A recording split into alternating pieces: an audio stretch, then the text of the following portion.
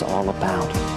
Lighting that first spark and doing everything we can to empower men and women across this country to say there's a better way. We want our kids and our grandkids to have a better future than we did, and we know this current path we're on isn't producing it, but we can get back to the values that made America great. All right, that was Senator Ted Cruz from earlier today at Liberty University. He joins us now with more for the full hour tonight. All right, let me go back to the economy. 50 million Americans, food stamps, 50 in poverty. You have 92 million Americans out of the workforce, 100 trillion in unfunded liabilities, 18 trillion in debt. All right. You talk about growth and getting it up to what the average growth has been, which we're not at this point. And you said you would cut spending, raise taxes. Do you think you can do all of this without raising any taxes? Absolutely, yes. And if you look historically at how does growth happen, it doesn't come from government, it comes from the private sector. But government can screw it up. And historically, there have been three levers that government applies to create an environment where small businesses can create growth. And the whole focus should be small businesses, because 2/3 of all new jobs come from small businesses. The first factor is tax reform. The more burdensome, the more complicated the tax code, the less growth you have. The simpler the tax code, the less burden, the more growth you have. There's a direct correlation. And you wanted a flat tax, not a fair tax. Why flat over fair? Look, I support a fair tax. If you gave me a button and I could push an ideal outcome, I'd push for the fair tax. I think a consumption tax makes more sense than a tax on production. But I think getting to a fair tax is going to take some real time. I think we still have a significant burden to persuade others. And I think a flat tax is a much more achievable middle ground. And so what I'm campaigning on is a simple flat tax where every American can fill out his or her taxes on a postcard. All right. How big a part of the equation in the economy is health care? It's not, well, by the time the next person becomes president, if it's you, it will have been voted on about 7 years ago. That's a long time. It's almost institutional at that point. How do you repeal it? Costs have gone up some 24%. It's costing the government more than they originally estimated. What do you do, and how big a portion of that is in the economic equation of getting to that balanced budget? It's a huge portion. As you know, today is the 5th anniversary of the president signing Obamacare into law. That's one of the reasons I announced this campaign today, because I think Obamacare has been the biggest disaster, the biggest train wreck. It has cost millions of Americans their jobs, forced them into part-time work, cost them their health care, their doctors, their health insurance premiums are skyrocketing. And listen, the sad reality is an awful lot of Republicans, both in Washington and outside of Washington, are resigned to leaving Obamacare in effect. I am convinced in 2017 we will see a Republican president in the White House sign legislation repealing every word of Obamacare, and then we will pass common sense health care reform that expands competition, that keeps government away from getting between you and your doctor, and that makes health insurance personal, portable, and affordable. Okay. The New York Times pointed out today that the single most important issue or determinant in an election, I'm sure you read it, is the, quote, elites. I'll add to that, they quoted that you were the most hated man in the Senate. This dovetails right out of health care. And when you did your 22-hour filibuster, John McCain's called you a wacko bird, and you were called a bomb thrower by Senator Rick Santorum, two of your, I guess, biggest fans. But the question is, how do you, when they say you're the most hated man in the Senate, why is that? Why are some people in your party so against Ted Cruz and angry that you did the filibuster?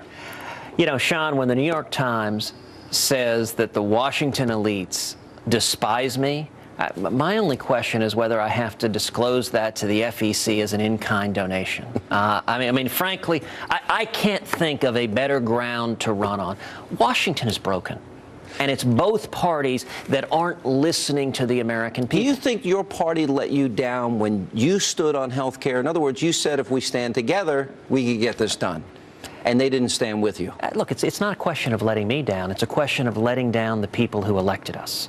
Republicans all over the country campaign saying, if you elect us, we'll fight. In other words, if every Republican stood, you think that it would have been successful? I think it absolutely would have been successful. Now, would we necessarily have succeeded in, at the time, defunding all of Obamacare? I don't know. That was a difficult, it would have taken a perfect storm.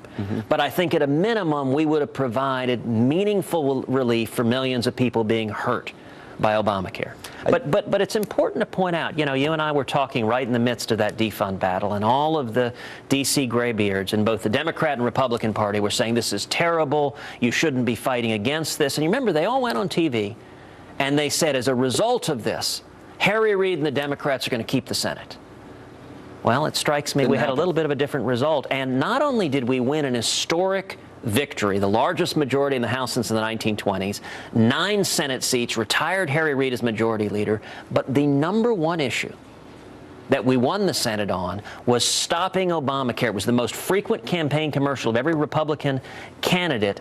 And it's interesting, it doesn't occur to any of those Republican elites or Washington elites that helping lead an effort that mobilizes and energizes millions of Americans to stop the train wreck that is Obamacare may have played a significant role in our winning the Senate. Conservatives like myself, we've been critical of Republicans because they didn't fulfill their promise. There were a lot of show votes, symbolic votes on repealing Obamacare, but then when it came to using their constitutional power of defunding it, things got dicey. They didn't want to be blamed for a shutdown. Similarly, on the president's issue of executive orders with immigration. Do you think this president, through executive orders, do you think he's defying the Constitution? Absolutely. I think President Obama has been the most lawless president we've ever had. Is that impeachable? If in other words, in principle, is it, or is it something politically? It is lawless. And at the end of the day, impeachment is a political question for the House of Representatives. The House of Representatives is not moving forward with impeachment. One of the things that I tried to do for the previous 2 years, I was the ranking member on the Constitution Subcommittee of the Senate Judiciary Committee. We put out a series of 5 reports chronicling all of the ways in which President Obama has defied the Constitution, defied federal law, and it is a profound threat to our liberty. And if there is one thing that is my touchstone that I go back to over and over and over again, it's the Constitution of the United States. And I think that's going to be a central issue in this election in 2016. Last question on the issue of the economy. How important is securing the borders, illegal immigration as it impacts the economy, criminal justice system, healthcare system, educational system? How big an issue? Hey, look, it's hugely important. And the American people are largely agreed. Outside of Washington, there's bipartisan agreement, number one, that we got to secure the borders. First. What do you do with the 11 million here? You don't have to answer every question one at a time. The first thing you should do is secure the borders. The second thing you should do, and you should do it at the same time, is improve and streamline legal immigration so that we can not just welcome but celebrate legal immigrants. My dad was an immigrant who came here seeking the American dream. We're a nation of immigrants. If you want to pass something through Congress, what you do is you focus on the areas of bipartisan agreement. Democrats always want to focus on the 11 or 12 million who are here illegally because it is the most divisive political question to focus on.